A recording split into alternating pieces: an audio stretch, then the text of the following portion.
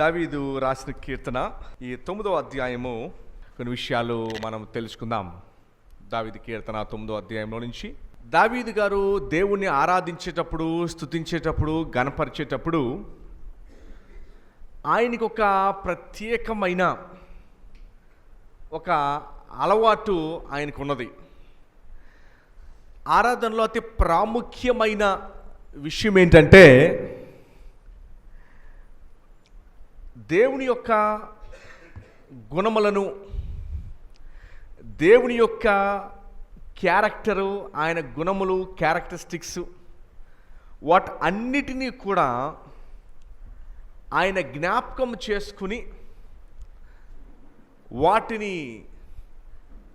చదువుతూ అర్థం చేసుకుని ఆయన దేవుణ్ణి స్తుతించి ఆరాధించాడు. ఈ భూమి మీద మానవుడు చేసే అతి పెద్ద ఘోరమైన తప్పిదం ఏదన్నా ఉంది అంటే దేవుణ్ణి గుర్తించి తెలిసి ఆయనను స్తుతించి ఆరాధించకపోవటం. సృష్టికర్తను విడిచిపెట్టి సృష్టమును పూజించి ఆరాధించడము ఈ భూమి మీద మానవుడు చేసే అతి పెద్ద ఘోరమైన తప్పిదం. చాలా సందర్భాల్లో విశ్వాసులైన వారు కూడా ఇదే తప్పిదం చేస్తూ ఉంటారు. దేవుణ్ణి గణపరచకపోవటము, స్తుతించకపోవటము, ఆయన్ని గౌరవించకపోవటం, ఇవన్నీ నాకు ఉచితంగా వచ్చినాయి అనుకోవటం, మనకి దేవుడిచ్చిన గాలి, నీరు యావత్తు అన్నీ కూడా ఏది దేవుడిచ్చింది ఏది లేకపోయినా కూడా మనం ఇంకొక సెకండ్ బతకలేం. మొన్న కొంచెము తుఫాను వచ్చింది, వరద వచ్చేసరికి అతలాకుతలం అయిపోయింది మన రాష్ట్రం. దేవుడిచ్చింది ఏది మన దగ్గర లేకపోయినా కూడా అది చాలా డేంజరస్ న్యూస్. అందుచేత మనమందరం కూడా దేవుడు మనకిచ్చిన ప్రతి ఉచితమైన బహుమతిని బట్టి ఆయన్ని మనం గణపరచాలి, స్తుతించాలి, ఆయనకి స్తోత్రములు చెల్లించాలి. ఇందులో ఎటువంటి డౌటు లేదు. మానవునితో వచ్చిన సమస్య ఏంటంటే దేవుణ్ణి మరిచి ఆయన్ని గణపరచకుండా మేము మేనేజ్ చేసేసుకోగలము, మాకు మేము ఉన్నామని అనుకుంటున్నారు. విషయం ఏంటంటే మీరు అట్లా అనుకున్నప్పటికీ కూడా దేవుని కృప మన మీద ఉంది. దేవుని మనం విడిచిపెట్టి తిరిగినప్పుడు కూడా దేవుని కృప మన మీద ఉంది. గమనించండి, బైబిల్ చెప్పే సత్యము ఏంటంటే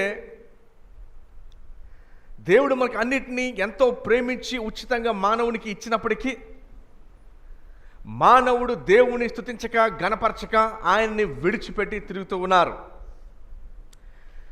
ఈరోజు దేవుణ్ణి ఆరాధించడానికి వచ్చిన మనమందరం కూడా, దేవా నాకు ఈ గొప్ప అవకాశాన్ని మీరు దయచేశారు, నిన్ను స్తుతించడానికి, నేను ఆరాధించడానికి, నిన్ను గణపరచడానికి.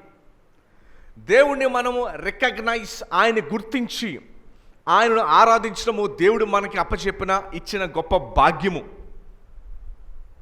ఈరోజు 9వ కీర్తనలో నుంచి కొన్ని వాక్యాలను మనం చదువుకుందాం.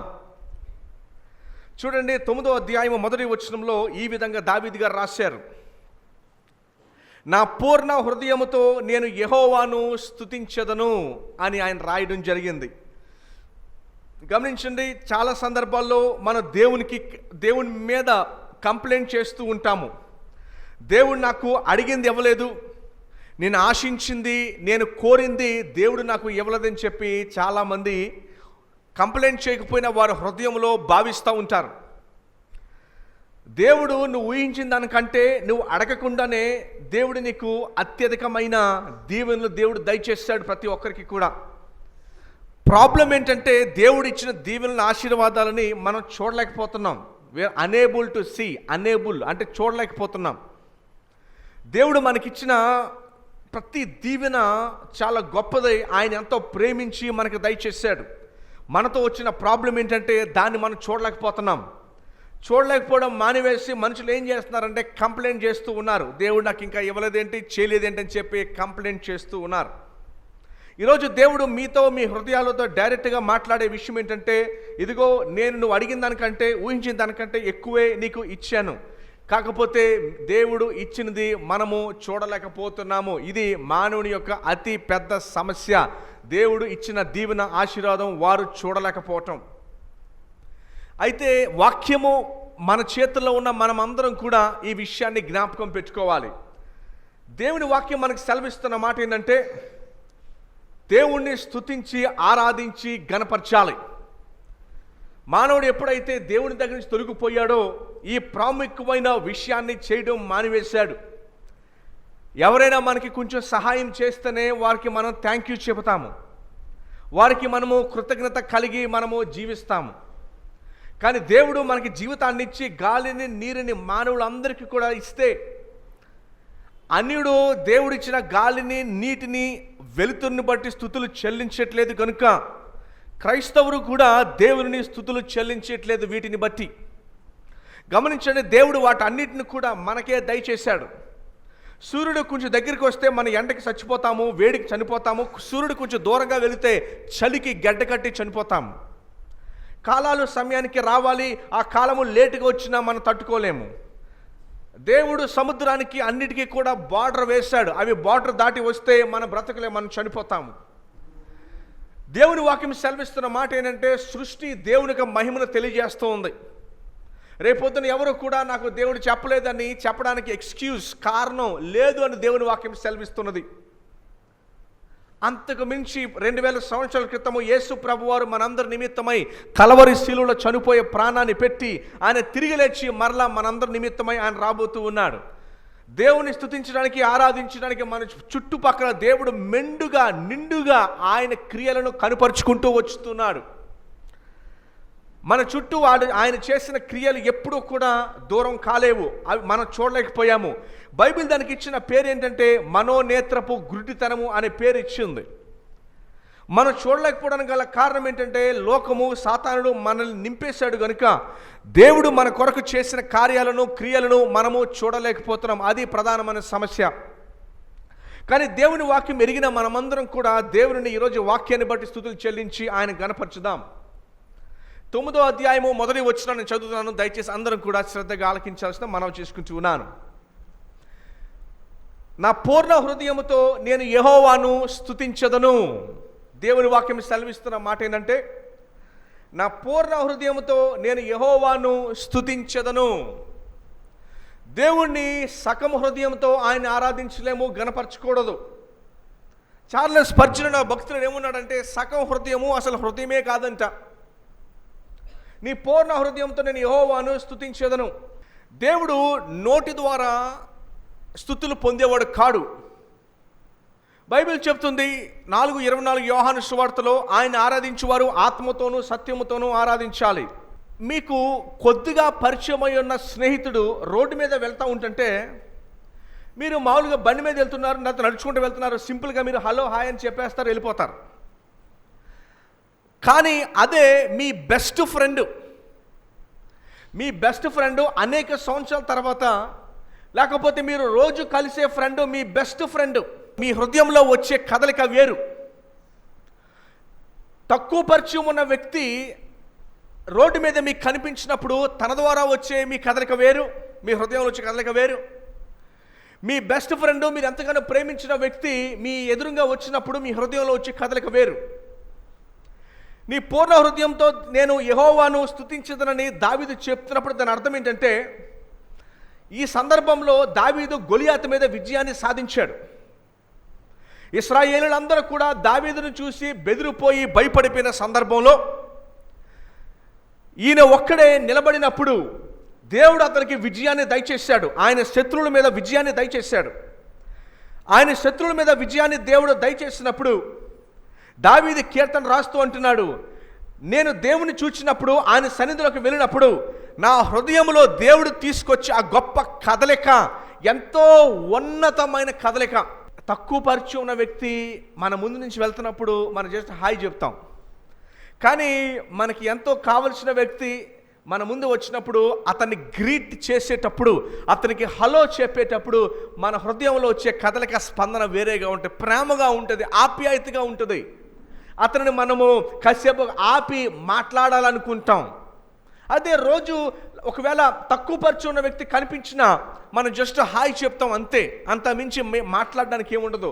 కానీ మనకి స్నేహితుడు, మన మంచి స్నేహితుడు మనకి ఎదురైనప్పుడు ఖచ్చితంగా ఆగి కాసేపు మాట్లాడాలనుకుంటాం, అవునా కాదండి? అతనితో కాసేపు మాట్లాడితే మీకు సంతోషము, ఆనందము, కాసేపు నవ్వుకుంటారు, కాసేపు సంభాషించుకుంటారు, గత విషయాల గురించి మాట్లాడుకుంటారు, రాబోయే విషయాల గురించి మాట్లాడుకుంటారు, సంతోషిస్తారు, ఆనందిస్తారు, హ్యాపీ ఫీల్ అవుతారు. దయచేసి గమనించండి, మనము దేవుని సన్నిధిలో సమయాన్ని మనం గడిపినప్పుడు, దేవుని సన్నిధిలో సమయాన్ని వెచ్చించినప్పుడు, ఆయన దగ్గర మనం గాబరాగా స్తుతించి ఆరాధించి వెళ్ళిపోలేము. కానీ ఆయన దగ్గర కాసేపు మనం కూర్చొని విని వెళ్ళేవారిలాగా ఉండాలి. ఆయన సన్నిధిని మనం సంతోషించే వారిలాగా ఉండాలి. దేవుని వాక్యం మనకు సెలవిస్తున్నది. అందుకనే దావీదు అంటున్నాడు, నా పూర్ణ హృదయంతో నేను యెహోవాను స్తుతించెదను. నేను ఆయన గురించి తక్కువగా ఆలోచించను, నేను ఆయన గురించి ఎక్కువసేపు ఆలోచిస్తాను, ఎక్కువగా ఆలోచిస్తాను. నేను పూర్ణ హృదయం అనగా మందిరంలో కూర్చొని వేరే ఆలోచన మనకి ఉండకూడదు. ఆయనతో మనం ప్రార్థనలో గడిపేటప్పుడు వేరే ఆలోచన మన దగ్గరికి రాకూడదు. ఆరాధించేటప్పుడు వేరే ఆలోచన మన మనసులోకి రాకూడదు. ఏ ఆలోచన వచ్చినా దాన్ని వెంటనే కట్ చేసి ఇవ్వాలి. వేరే ఆలోచన మన మనసులో ఉండకూడదు, వేరే ఆలోచన మన హృదయంలో ఉండకూడదు. నా పూర్ణ హృదయంతో అనగా దేవునితోనే మన హృదయము నింపబడి ఉండాలి.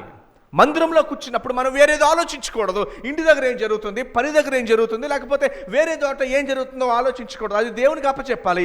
కానీ మన మందిరంలో కూర్చున్నప్పుడు, దేవుని దగ్గర కూర్చున్నప్పుడు, నువ్వు ప్రార్థన చేసినప్పుడు, ఆరాధన చేసినప్పుడు కేవలము దేవుని మీదే పూర్తి హృదయాన్ని ఆయన దగ్గరే పెట్టాలి. చాలామంది అరకా కొరక భక్తి చేస్తూ ఉంటారు. అరకా కొరక భక్తి చేస్తే కయ్యను బలి దేవుడు తీసుకోలే, కానీ ఏబేలు యొక్క అర్పణను దేవుడు తీసుకున్నాడు. ఎందుకంటే ఈయన హృదయము సగం లోకంలోనూ సగం దేవుల్లో ఉంది. కానీ ఏబేలు యొక్క హృదయము దేవుడికి పూర్తిగా సమర్పించాడు, పూర్తిగా అర్పించాడు. అందుకని దేవుని వాక్యం సెలవిస్తున్న మాట ఏంటంటే, మనందరికీ మన హృదయాల్లో దేవుడు మాట్లాడుతున్న మాట ఏంటంటే, నేను దేవుణ్ణి నా పూర్ణ హృదయంతో నేను సేవించాలి.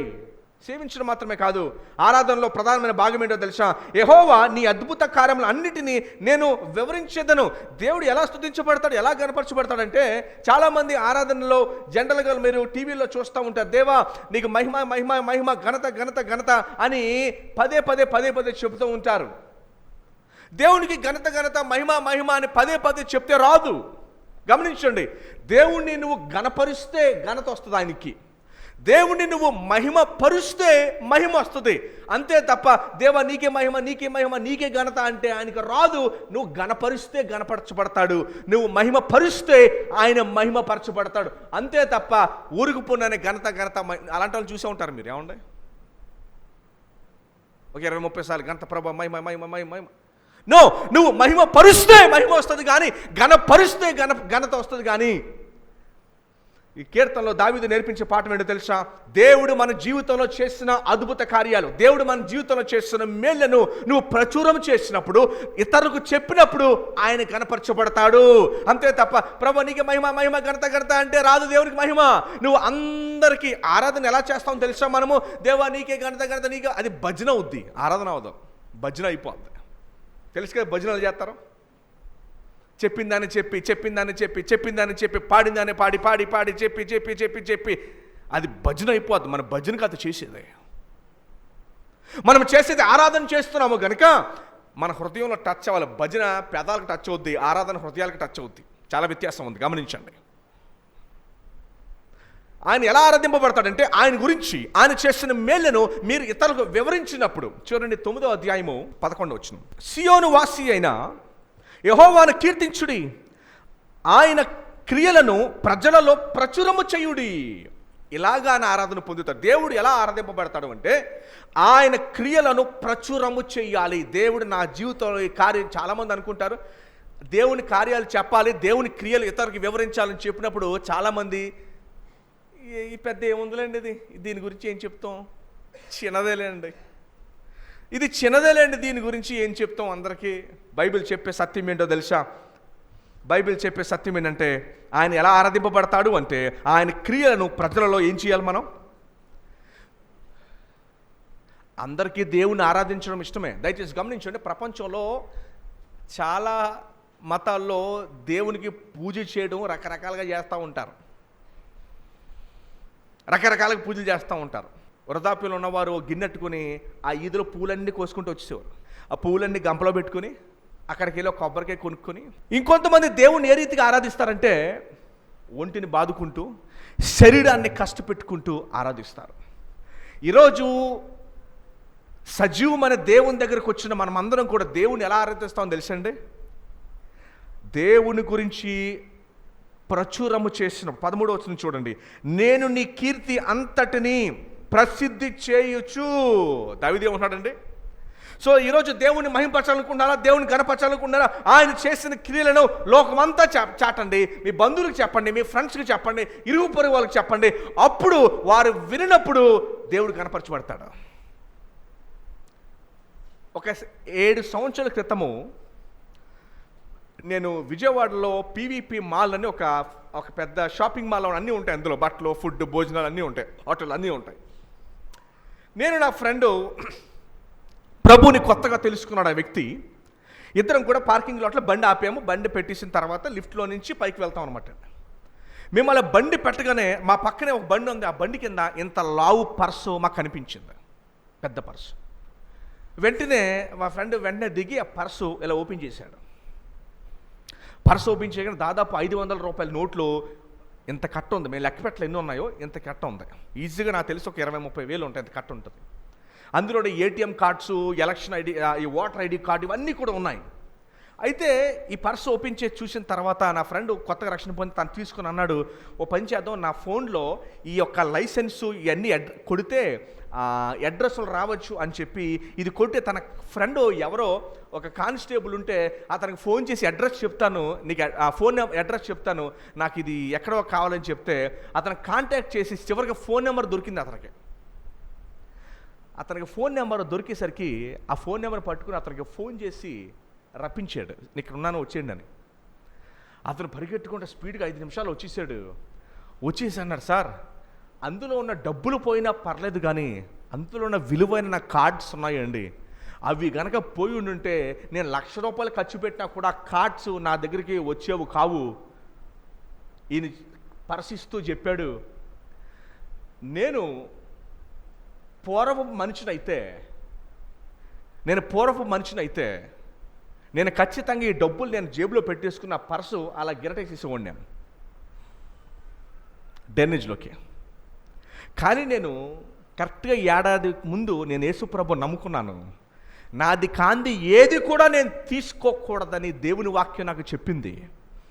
అందుకనే ఈరోజు బాధ్యతగా ఈ పర్సు మీ చేతిలో ఉంది ఈరోజు. అప్పుడు ఆ వ్యక్తి నా ఫ్రెండ్ నమ్ముకున్న దేవుణ్ణి గణపరిచాడు. ఒకసారి నేను ఇలా వేములూరు నుంచి ఈ కొత్తపేట ఉంటుంది లోపల నుంచి వస్తాను ప్రార్థన చేసి, కరెక్ట్ నా ఫోన్ వచ్చి ఆగింది. నా ఫోన్ వచ్చి ఆగగానే నా లైటింగ్ కరెక్ట్గా బండిలో ₹500 కట్ట ఇంత కట్ట దొరికింది. నాకు ఇంత కట్ట దొరికితే నేను తీసుకుని పట్టుకున్నాను. నేను ఆ చీకట్లో ఏమండి మీ డబ్బులు అంటే మా డబ్బులే, అవి మాయే మేమే పాటిస్తాం అంటారు ఎవరు అడిగినా. అదే వెంటనే ఒక కుర్రాడు వచ్చాడు స్పీడ్గా, అన్న డబ్బులు, అది కొవ్వూరు కుర్రాడు నాకు తెలిసి బాగాను, పరిగెట్టుకుంటూ వచ్చాడు, అన్న నా డబ్బులు నాయన. నేను అన్నాను ఎంత చెప్పు, కరెక్ట్గా నెంబర్ చెప్తే ఇస్తానని చెప్పాను నేను. అప్పుడు నెంబర్ కరెక్ట్గా చెప్పాడు, వెతికి ఇచ్చేసాను తనకు. నేను అనే థ్యాంక్ యూ, ఈ కనుక పోయి ఉంటే మా వాటర్ నన్ను చంపేద్ది నన్ను. రోడ్డు మీద చూడండి ఇలాంటి ఒక్కసారి ప్రాంకులు చేస్తూ ఉంటే చాలామంది ఫస్ట్ ఏం చేస్తారో తెలుసండి, ఆ పర్స్ పడిపోగానే వీళ్ళు ఖర్చు దాని మీద వేసేస్తారు, లేదా డబ్బులు ఉన్నాను ఫస్ట్ దాని మీద కూర్చుంటారు. ఆ డబ్బుల మీద కూర్చుంటారు, జాగ్రత్తగా తీసి జేబుడు వెళ్ళిపోతారు. కానీ ప్రభువు నమ్ముకున్న బిడ్డలు ఆ రీతిగా చేయరు.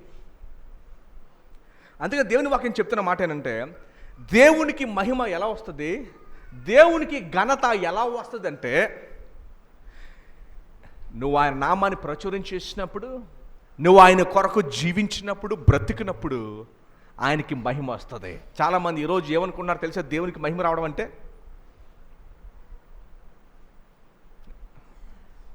ఇంకొక ఉపమానం చెప్తాను మీకు, చూడండి. 13వ వచనంలో ఏముందంటే, నేను నీ కీర్తి అంతటినీ ప్రసిద్ధి చేయును. ఎవరి కీర్తిని ప్రసిద్ధి చేస్తాడు? దావీదు అంటే, దేవా నీ కీర్తిని ప్రసిద్ధి చేస్తాను నేను. 11వ వచనంలో ఆయన క్రియలను ప్రజలలో ప్రచురము, ఆయన క్రియలు ఆయనది అని చెప్తూ ఉన్నాడు. మన ఎక్కడో మీటింగ్స్ జరిగితే మైక్ పట్టుకుని అందరూ అడుగుతున్నారు, మీటింగ్స్ ఎలా జరిగినాయి అంటే, అయ్యో బాబోయ్ ఎక్కడి నుంచో హైదరాబాద్ నుంచి అయ్యగారు వచ్చారండి. ఆయన వచ్చి ప్రార్థన చేశాక నాకు తగ్గిపోయిందండి. ఆయన వచ్చినందుకు ఆయన చాలా బాగా చేసాడండి.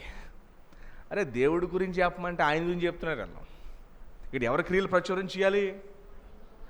యెహోవా క్రియలు ప్రచురం చేయాలి. ఆయన క్రియలను ప్రజలలో ప్రచురము చేయుడి. నేను నీ కీర్తి అంతటిని ప్రసిద్ధి చేయుదును. దయచేసి గమనించండి, దేవుని ఆరాధించడం స్తుతించడం అంటే ఏంటో తెలుసా? ఈరోజు ఈ పాఠం నేర్చుకోండి. దేవుడు మన జీవితంలో చేసిన క్రియలను నీ ఫ్రెండ్స్కి, నీ బంధువులకి, నీకు తెలిసిన వారికి, నీ ఇరుగు పొరుగు వారికి, అందరికీ ఎప్పుడైతే మీరు చెప్తారో ఆయన గురించి గొప్పగా, దేవుడు నాకు ఇది చేశాడు అని ఎప్పుడైతే చెప్తారో అప్పుడు దేవుడు మీ ద్వారా మహిమ ఘనత నొందుతాడు. ఒక వ్యక్తిని ప్రేమించకుండా నేను ప్రేమిత్తాను అంటే ఏమంటారు మీరు? ఏమంటారు? నీకు ఇత్తనాను ఏది అంటున్నావు కానీ ఇత్తలేదు నువ్వు అంటున్నావు కానీ మహిమ ఏది మహిమ? ఏది? నువ్వేమో లోకంలో తిరుగుతూ లోకంలో జీవిస్తూ ప్రభా నీకే మహిమ అంటే దేవుడు అంటాడు.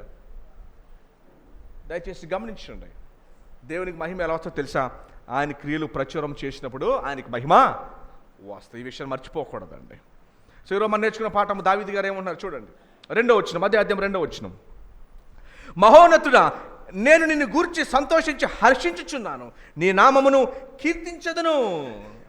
ఏమన్నా ఆరాధన చేసేప్పుడు జ్ఞాపకం పెట్టుకోండి, మన దేవుడి యొక్క గుణలక్షణాలని జ్ఞాపకం చేసుకుని ఒకదాని తర్వాత ఒకటి ఆయన గుణలక్షణాలని మనం ప్రచురము చేస్తూ ఆయన గుణలక్షణాలని జ్ఞాపకం చేసుకుని, యెహోవా ఈరే నాయన, నువ్వు నాకు ఇచ్చిన, నువ్వు నాకు పోషించిన విధానాన్ని బట్టి మీకు వందనాలు ప్రభా. నువ్వు సర్వయాంత్రామిగా ఉన్నావు ప్రభా, నీకు అన్నీ తెలిసిన వ్యక్తిగా ఉన్నావు ప్రభా. నువ్వు ప్రేమపూరుడై ఉన్నావు, నువ్వు న్యాయము తీర్చువాడవై ఉన్నావు, నువ్వు నా మీద కృప చూపించిన వాడవు.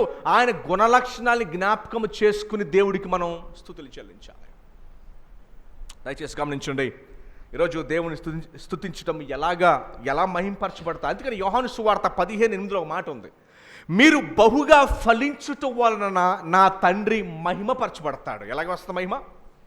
మీరు బహుగా ఫలించడం వలన. మనం సంపూర్ణంగా దేవుని సన్నిధిలో ఆత్మీయంగా ఎదిగినప్పుడు, ఆయన గురించి మనం ఎక్కువగా తెలుసుకున్నప్పుడు, ఆయన కొరకు మనం జీవించినప్పుడు ఆయన మహిమపరచబడతాడు. అంతే తప్ప మహిమ ఘనత అని పదే అన్నప్పుడు ఆయనకి మహిమ రాదు. కానీ ఆయనకి మహిమ ఎలా వస్తుందంటే, ఆదివారం మన 2 గంటలు కేవలం ఆయన ఆరాధించినప్పుడు మాత్రమే కాదు, ఈ మిగతా 6.5 రోజులు నువ్వు పనిలో, ఉద్యోగంలో, వ్యాపారంలో, స్కూల్లో, కాలేజీల్లో వెళ్ళినప్పుడు, నువ్వు ఆయన గురించి ప్రచురం చేసినప్పుడు, ఆయన కొరకు నువ్వు నిలబడినప్పుడు నీ ద్వారా ఆయన మహింపరచబడతాడు. This is how God gets glory. Our God is a God of a mindful reason God. జ్ఞానవంతుడు ఆయన. అందుకని మనం ఆరాధించినప్పుడు కూడా జ్ఞానంగా ఆరాధించాలి. ప్రభువా ఒక్కొక్కటి జ్ఞాపకం చేసుకుని, దేవా ఇదిగో ఇందును బట్టి నీ లక్షణాలు ఇవి అని చెప్పి ఒక్కొక్క దాన్ని బట్టి జ్ఞాపకం చేసుకుని మనం దేవుని ఆరాధించాలి.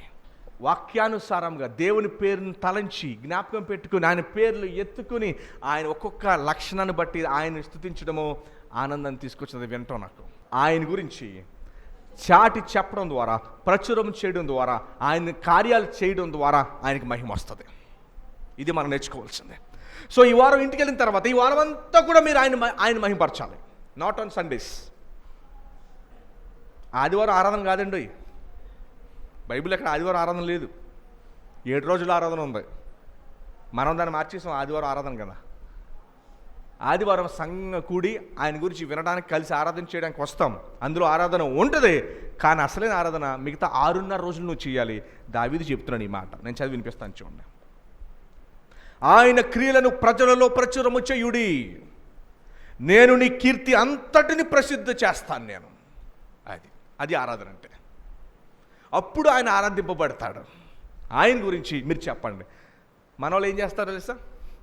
ఇక్కడ దేవుని చక్కగా ఆరాధన చేసేసి 6.5 రోజులు కనీసం యేసు ప్రభు గురించి ఒక్క మాట కూడా బయట మాట్లాడరు. ఇది ఈరోజు క్రైస్తవుల యొక్క పరిస్థితి ఎలాగుందంటే, చక్కగా ఈ 2.5-3 గంటలు మాత్రం ఎనలేని భక్తి చూపించేసి మిగతా 6.5 రోజులు అసలు యేసు ప్రభు గురించి ఒక్క మాట మాట్లాడరు. సరికదా? ఆయనకి వ్యతిరేకంగా జీవిస్తారు. నో, దయచేసి గమనించండి. ఆయన ఎలా ఘనపరచబడతాడు, ఎలా మహిమపరచబడతాడో తెలుసా? మిగతా 6.5 రోజులు ఆయన గురించి నువ్వు ప్రచురం చేసినప్పుడు. దావీదు అదే అంటున్నాడు. చదివారు కదండి, వాక్యం చదివారు కదా. సో అంచేత ఈ వారం అంతా కూడా మీకు ఒక లెసన్. ఏంటి లెసన్ అంటే, నేను నా దేవుని గురించి ఈ 6.5 రోజులు ఏం చేస్తాను? ప్రచురము చేస్తాను. ఆయన నాకు చేసిన కార్యాల గురించి నేను ప్రచురము చేస్తాను. దేవుడు మిమ్మల్ని ఘనంగా దీవించును గాక.